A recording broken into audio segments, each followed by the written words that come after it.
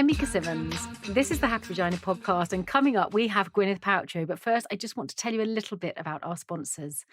This podcast is brought to you by Stripe and Stare, the brand that brings you the most comfortable knickers in the world, and I can vouch for that.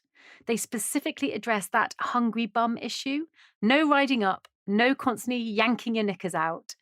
Using sustainably sourced beechwood fibres produced using 95% less water than cotton, the fibre is proven to be up to 3 times softer than cotton, and they are 95% biodegradable.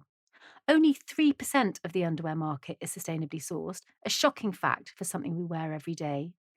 You can support the Stripe and Stare mission at www.stripeandstare.com and shop with an exclusive discount code THV20 for 20% off. You're welcome.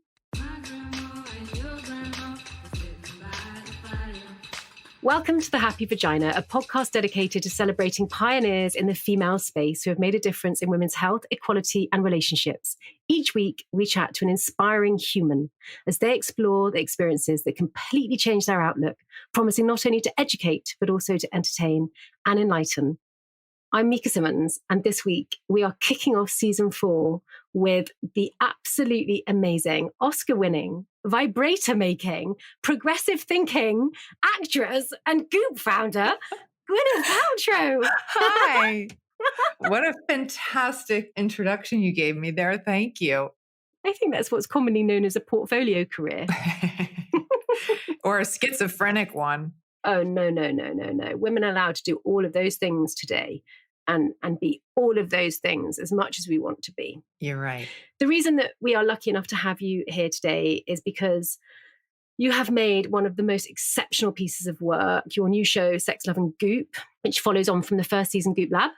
Also a vibrator that heats up, vibrates, and you can use it in water.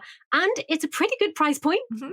And some supplements to help us access our libido, kitschly named DTF, which I've got to tell you, Gwyneth, I had to Google.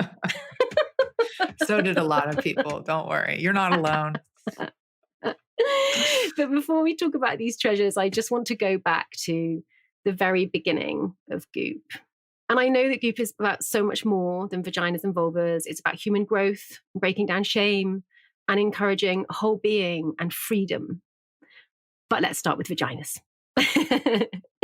When you were sat around your table in your kitchen in Notting Hill with your small crew of goofers, were you like, let's do vaginas?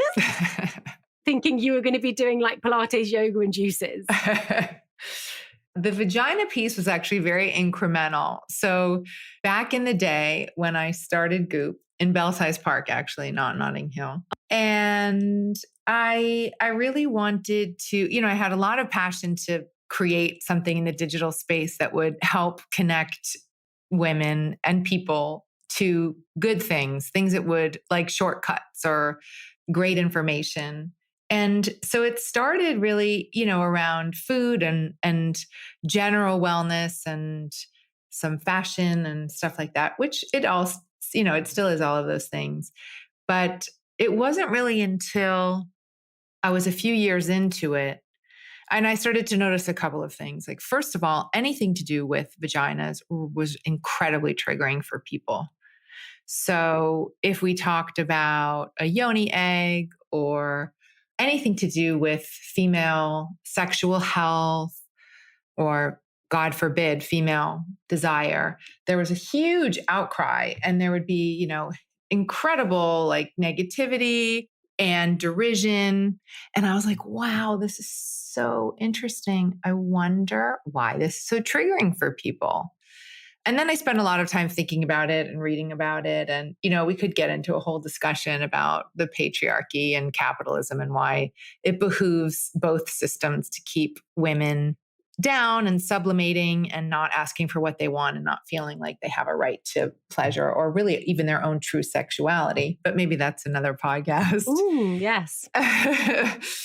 And, I realized that sexual wellness for women, like you can't really talk about wellness unless you're including sexual wellness as a really important pillar of how somebody feels about themselves, about their own body, about the way they relate to their sexuality.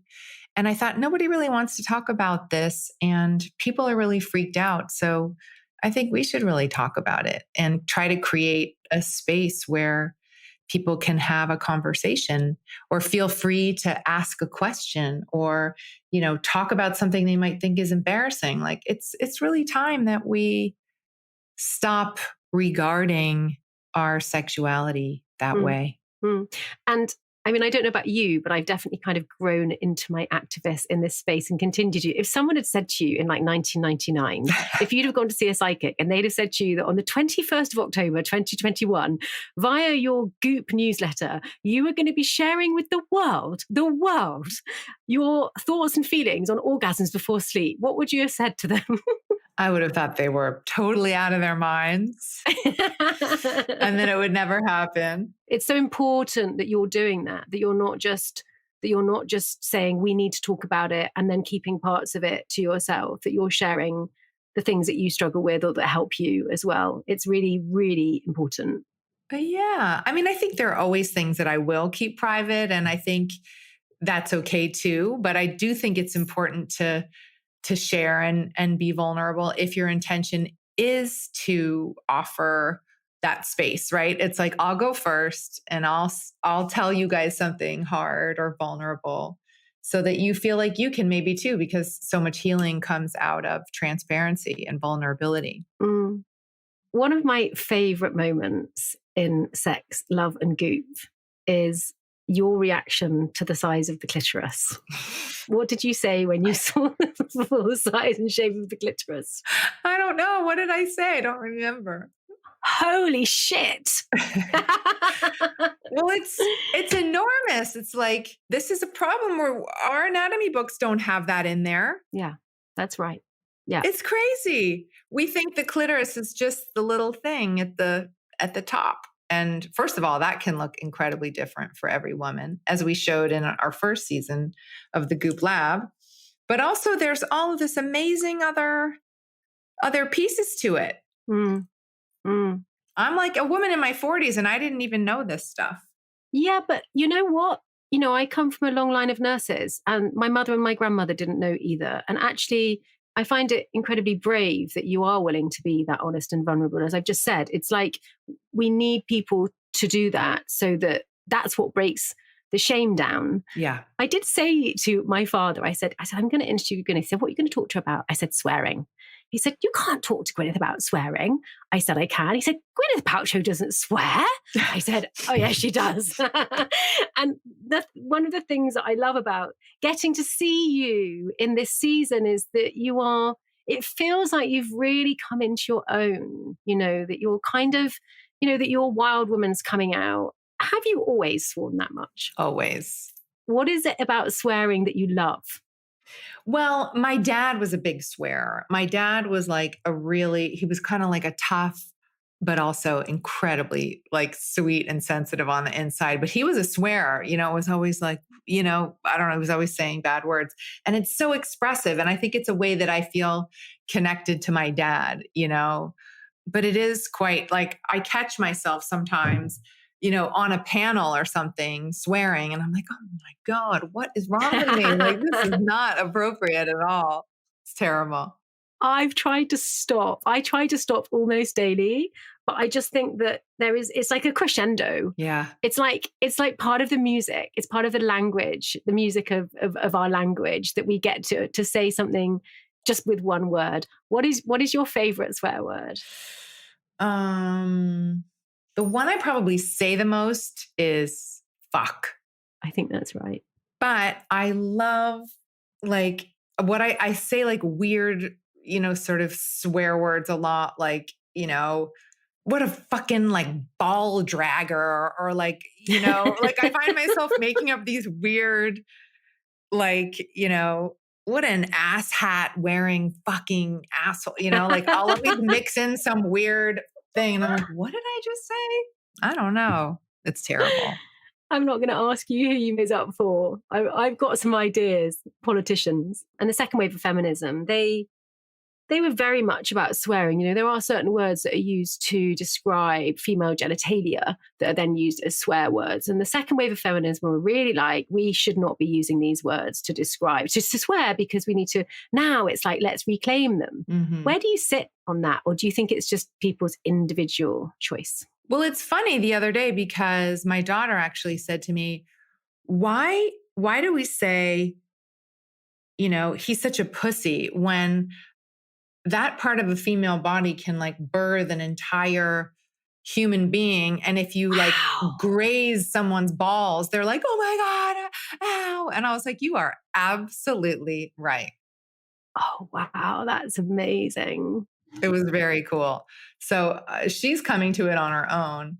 I think we need to switch it. I think it seems to me that testicles are far more sensitive.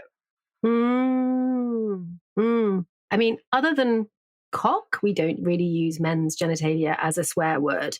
I think we should not be using it as a way. Yes, we do. We say like, what a knob. Oh yeah, that's one. Well, the British do. Do you say that in America? No, not at all. No. But I still get my British curse words out, and then people are like, what did you just say? I'm so pleased that you've taken some of us home with you, Gwyneth. Of course. You guys are a big part of my life, you know. Yeah. I love living there, and my children are half British, and it's a really important part of who I am. Well, I know that you'll come back once we get through this crazy period, at least for a break, to see us all. I will. Your new libido enhancer, as I mentioned, is called DTF, which I had to Google. And anyone that doesn't know what we're talking about, what does it mean, Gwyneth? It means down to fornicate. Fuck. I was going to say fornicate. It means down to frolic. It means down to frolic. Exactly. Exactly. How did that come about? I mean, I love it. It's so kitsch and so... It's so funny. Well, we always, you know, we have these funny naming conventions at Goop because I think it's also part of how you know, make light of stuff and make things easier to talk about. And, you know, for example, we have vitamins that are called high school genes that help with metabolism and stuff like that. So we're always naming things. We love to name things in a cheeky way. And this particular supplement, it's so good. It's got adaptogens to support mood, and it has a clinical dose of fenugreek, which is showed to help women with libido. And the reason that we made it was because we heard this refrain from so many of our friends and ourselves around a drop in libido that happens, you know, I think that can happen cyclically as a woman over time, right? Like, so when you're 20s, you know, you may be good, you may not be, but, you know, you tend to have more libido in their 20s. And then when they have kids, oftentimes it really goes away. Or sometimes with body image, it can go away. Or with a partner that doesn't feel good, it can go away. Or when you get perimenopausal, like me, it can go away or be decreased. And, you know, the common complaint was, I want to have libido. Like, I don't want my libido to be low. Like, I want to be interested in sex, but it's really hard for me. I come home from work and then I'm thinking about all this stuff and I'm making dinner and I'm dealing with supervising homework and I just don't feel like it. And so we thought, wouldn't it be great if there was some way that we could help all of us women connect more easily with that part? And so it was kind of like a pretty serious intention that we had. And that's why we thought it would be really funny to counteract that by calling it down to fuck, because it's just so funny. I think. Gwyneth, do you think that you are like a little bit of an anarchist? Oh, completely. Like, do you think you have a sprinkling of liking to shock people? Oh yeah, I love it. And it's so funny to me that like most people, you're like the only person who's ever asked me that. It always strikes me like, how do people not know that I'm like intentionally punk rock? Like, you know, there is that streak in me. I guess I just don't look like it. Well, there's lots of prejudgment around you as a woman. I think to a certain extent, while I find that kind of misogyny really makes me cross, it does give you a great backdrop to have some fun with. It does. For sure. I think the fact that you're willing to say, I didn't know that the clitoris was that big. I didn't know that the vulva and the vagina were two different things. Neither did I, Gwyneth. Yeah. You know, neither did I. But I do think that because you have a phenomenal profile. It sets you up for a bit of judgment. And I think that it's the thing that actually is the most profound about the work, that you offer people a way to identify. As a woman, how do you stay resilient and keep going on this alternative path? Because it is being seen as alternative, and it's not actually, it's the future. Yeah, I just know that. And I'm 100% fully bought in to the fact that it is the future, and that women fully in their power, and who have fully forgiven themselves and who are really connected to themselves, like, I think that will change the world. And I'm an advocate for that. And even if women have a completely different outlook or opinion to me, I just want women to be 100% themselves and feel totally radically comfortable. So I don't know. It's so weird, but like, it doesn't bother me. I don't think about the fact that, I have detractors. I just because I think it's bullshit. Like, I think as you say, it's just projection. It's not really to do with anything about me. And I take my work really seriously. You do work really hard. And actually, you really walk your talk. We have a mutual friend and colleague, Anastasia Ekilios, and she said to me, Gwyneth loves women, like really loves women. And, I was talking to someone about this yesterday, that when we were young and we were first working in the industry, in the entertainment industry, women didn't love women. Women were often competing against each other. It took me until this age to understand that so many of the slights or things that might have happened to me as I was a young woman were probably because the older woman or my peer wasn't able to connect to what she was really feeling, and women were always competing against each other because, the patriarchy essentially set us up to do that. Yeah. So being someone with the reach that you've got and continuing to champion just loving each other as women is actually a huge gift to women everywhere, I think. It's funny. When I was I want to say I was 19, and I was starting auditioning, and, I was making some good progress, and it was like getting between me and one girl for, I was getting all the way to the end. And then I kept losing out to, it's between you and one other girl. It's between you and one other girl. And then I lost and that happened a number of times. And I remember I was in the kitchen with my mother in New York City, and I found out I lost this part, and I had wanted it so badly. And I had convinced myself, this is going to be the start to my whole career. And from this, there'll be no looking back. And I know this part is mine. And I didn't get it. And I was in the kitchen with my mother, and I was crushed, and I was angry and hurt, all the regular stuff when you get disappointed in life. And I started to say, and she's not even, something negative. She's not even that good or whatever. And my mother stopped me dead in my tracks. And she said, don't you ever speak ill of a colleague, another woman, another actress. Wow. If you didn't get the part, that means it's not your part. It's simply her part, and your part will come. So stop thinking of it like that. Stop thinking there's scarcity. There's only one piece of the pie and you're fighting somebody for it. There's a lot of pie and you're going to have your pie, and don't ever do that again. And it just was such a wonderful lesson, and I got it. And thank God I was only 19 when I got it. And from then on, I looked at it very differently. Yeah. And I think I've taken that sentiment throughout my life. And it's true. I adore women. I have the most incredible friendships with women. I go out of my way to help women who are starting businesses or entrepreneurs. If I can, I will, because I adore women. Quite simply. Well, you certainly helped us enormously by amplifying the work we're doing at the Happy Vagina. And you're a walking, talking, living evidence of she's not your competition. She's proof it can be done. You're shining the light for lots of people and still learning along the way. That's the beautiful thing, is how humble you are to get it wrong and to laugh about it and swear a lot. All the time.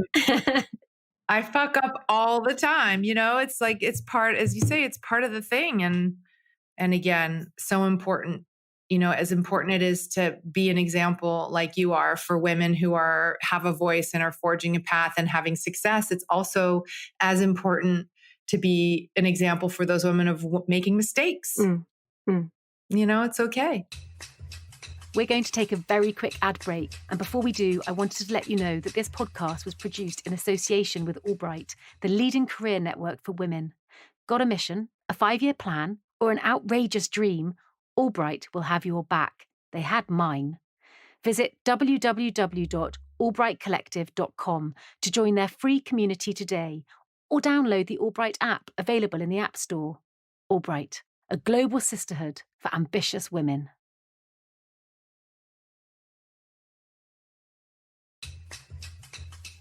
I think that there's been some suggestions along the way that Goop is for a certain type of woman or person. And the thing that I love the most about the work you're doing with the Netflix shows, so you are bringing these ideas to the masses. When you were planning both seasons, really, did you have in mind, I know this might sound like an obvious question, but have you been thinking we need to get this out to the masses?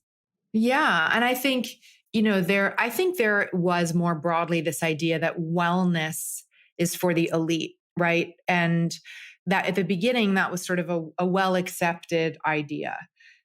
And I think that's bullshit. And it actually makes me furious because everybody can be connected to themselves. Everybody can make strides to feel better in their body, to live in integrity, to hydrate, to walk to work instead of, we can all do things to take small steps to feel better and to get connected. And I think, again, like for our second podcast, I think that this idea that, wellness is for the elite is another mechanism of capitalism to keep people down. But that's a whole other story. The great news is that people, by and large, are waking up to this idea that they have agency over how they feel and they can have autonomy over their health. And you hear conversations, maybe your aunt, I bet, is having conversations she might not be having 10 years ago about her body, her emotional state, her wellness. Like, this is really sweeping through the culture.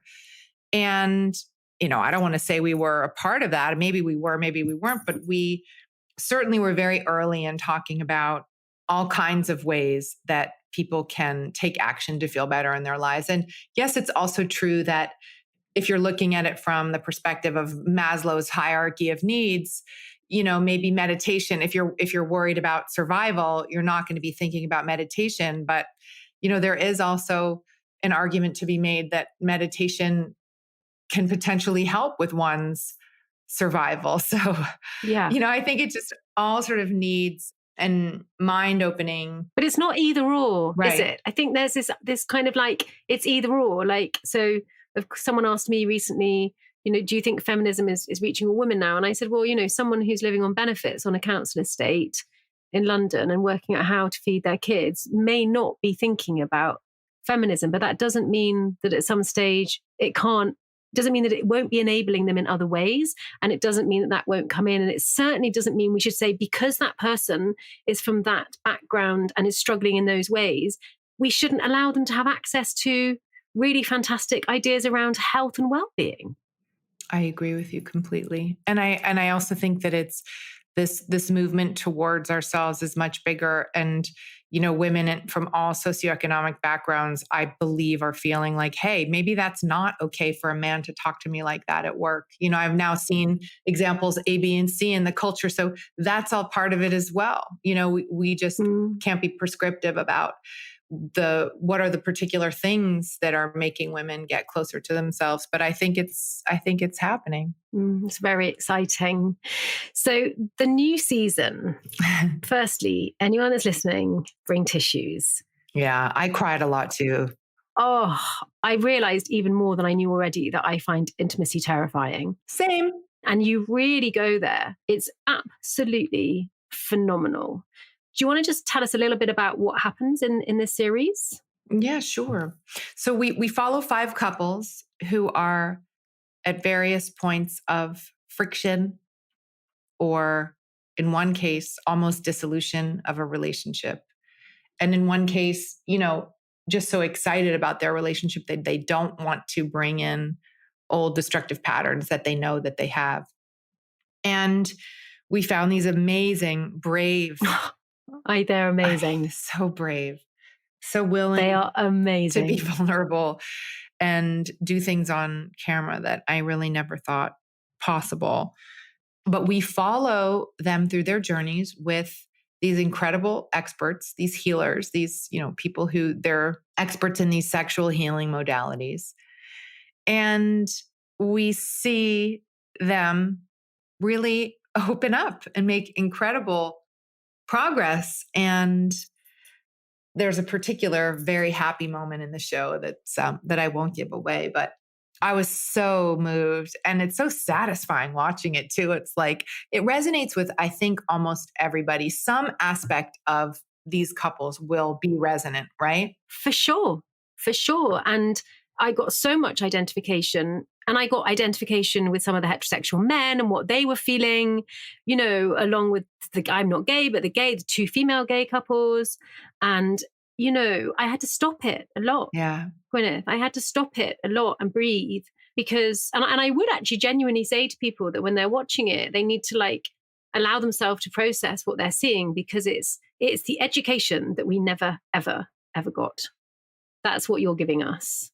Because it's like an education in intimacy, right? It's not sex education. It's relational education. It's, what happens in an intimate relationship when things start to go wrong and express themselves sexually, because that's sort of the first place, right, that it will go.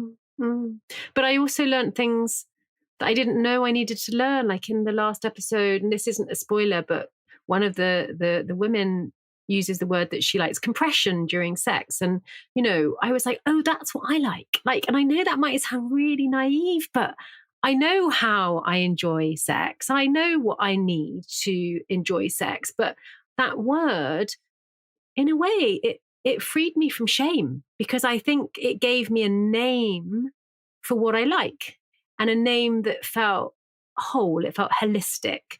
And I could say that to someone. One of the big themes in the show is about communication, and being able to say to someone, this is what I want. And I can definitely say to someone, I like compression, and that's that's a huge gift. The communication aspect of it is really, I'd say, aside from the intimacy, that's the main theme, is how to communicate with your lover. Yes. And I think that it's amazing to see examples of it happening, because it's so difficult. And I think, this might be a generalization, but I do think that culturally, women are not taught to say, could we try this? Or, you know what, that actually doesn't feel that good. We don't say stuff like that. We're not taught to be that honest. So I don't know, for me, that was what I learned. Man, I wonder if I could have the balls to say that. I would like to try this. It still freaks me out. Yeah, for sure. But one of your practitioners actually says, and this is not verbatim, I don't remember, but she says, we are so used to putting other people's needs in front of our own. Yeah. And I do feel I think it's actually human nature, that kind of codependency. It's even worse when it comes to sexual relations. But I do think for women, it's harder. We're so used to making ourselves small.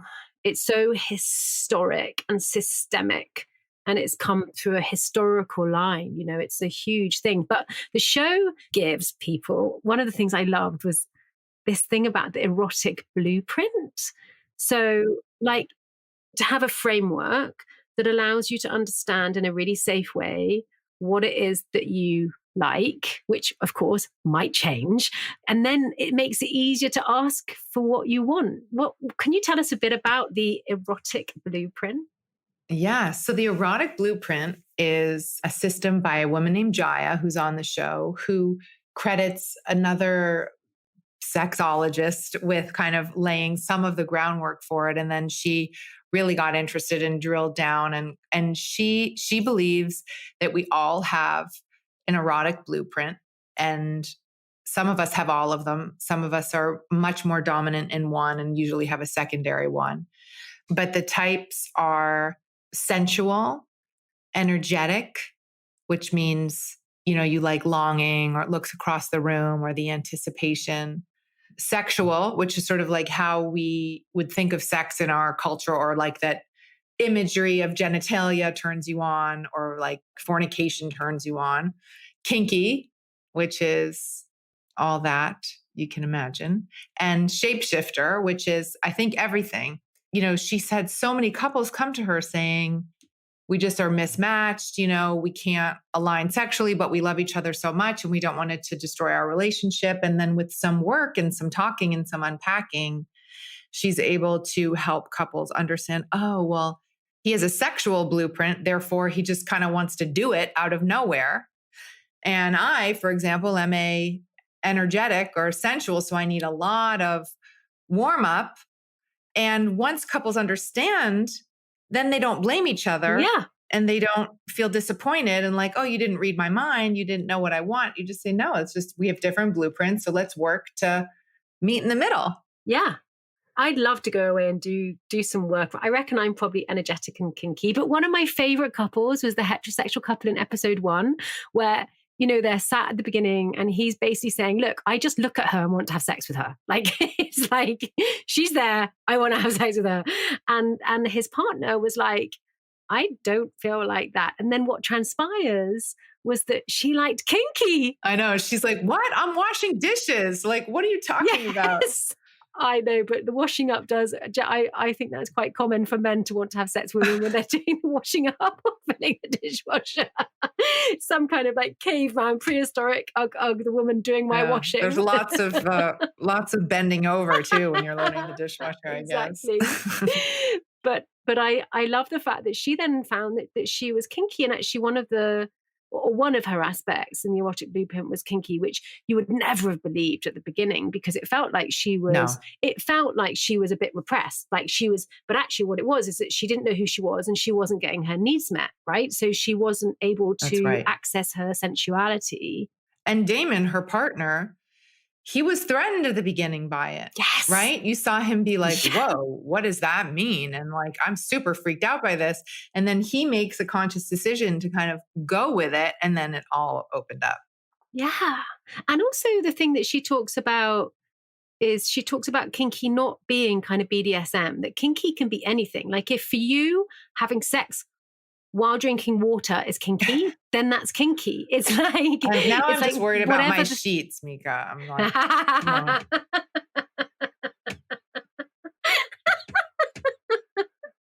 I would say that's a misplaced worry, but anyway.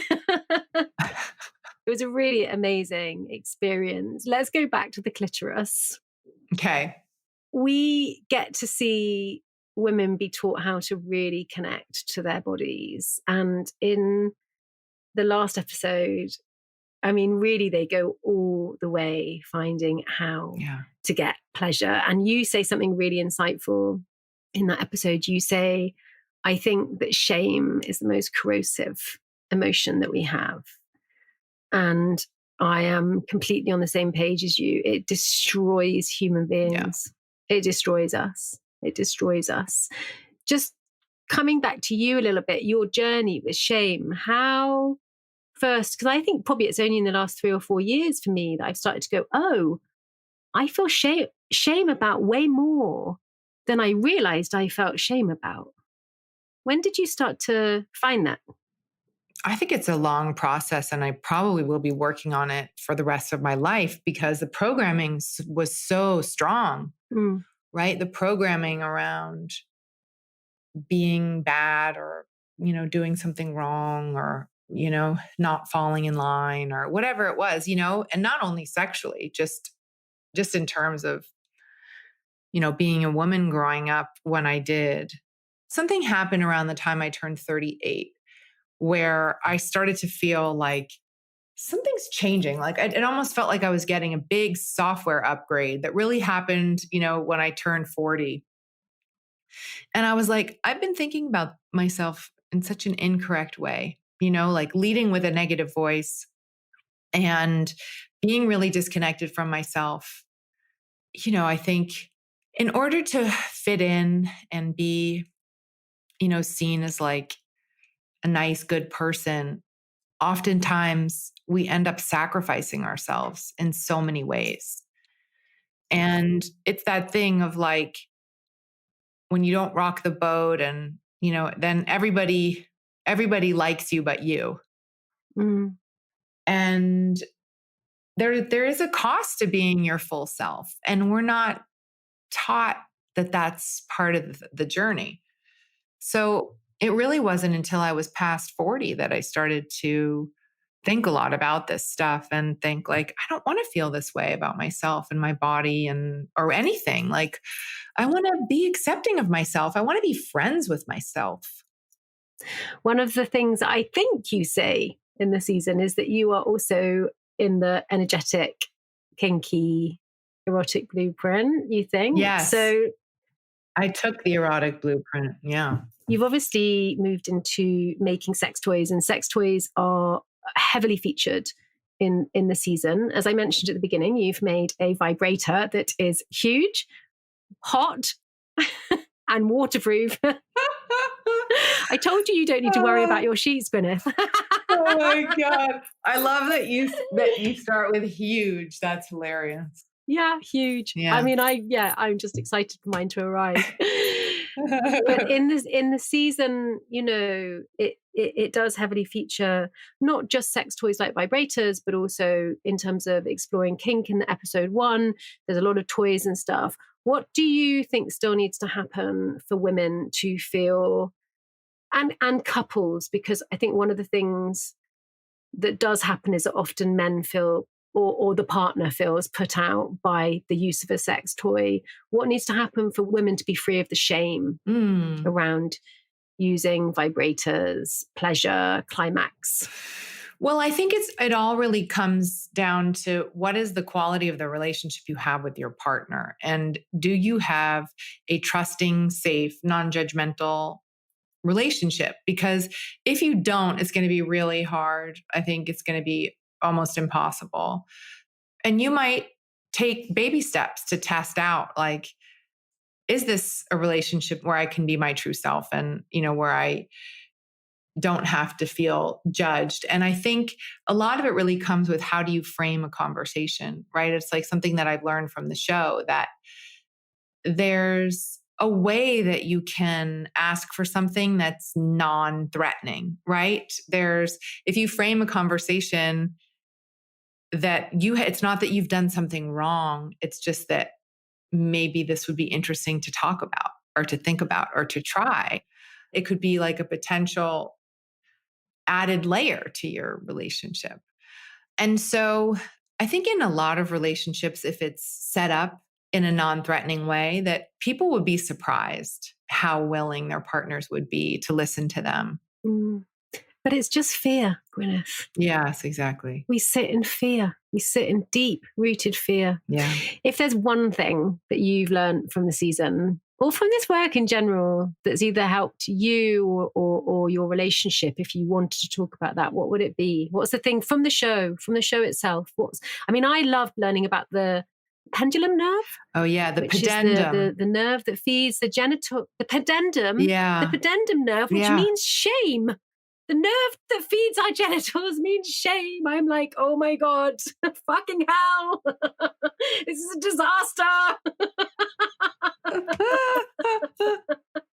Rename the nerve. Rename the nerve. What's your favorite thing you've learned or that's helped you in your relationship? Either or. I think I need to make t-shirts that say rename the nerve. Yes, you do. For me, it was so important to watch these people, these amazing couples, find the bravery and the vulnerability. Like that to me, I'm like, if I take one thing away from this show, I would like to show up like that. Like I would like to show up like that for my husband. I would like to show up like that for myself. It's like I guess on some level, we know we should do that. I think. I don't know. I don't even know that I had ever really thought about it. No, you're talking about being present. Yeah. And I really felt like, wow, this is powerful stuff, So that's what I'm going to try to bring into my life. What makes your vagina happy today, Gwyneth Paltrow? My husband really makes my vagina happy. I love that.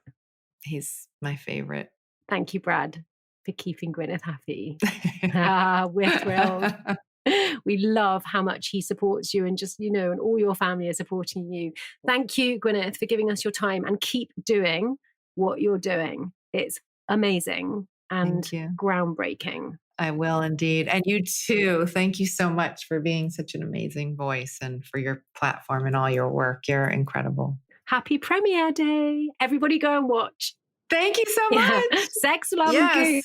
Go, go, Sex, go. Love, and Goop out on Netflix. Bye. Thank you so much. I'm Mika Simmons. That was Gwyneth Paltrow. This is the Happy Vagina podcast. Thanks for joining us. See you next week.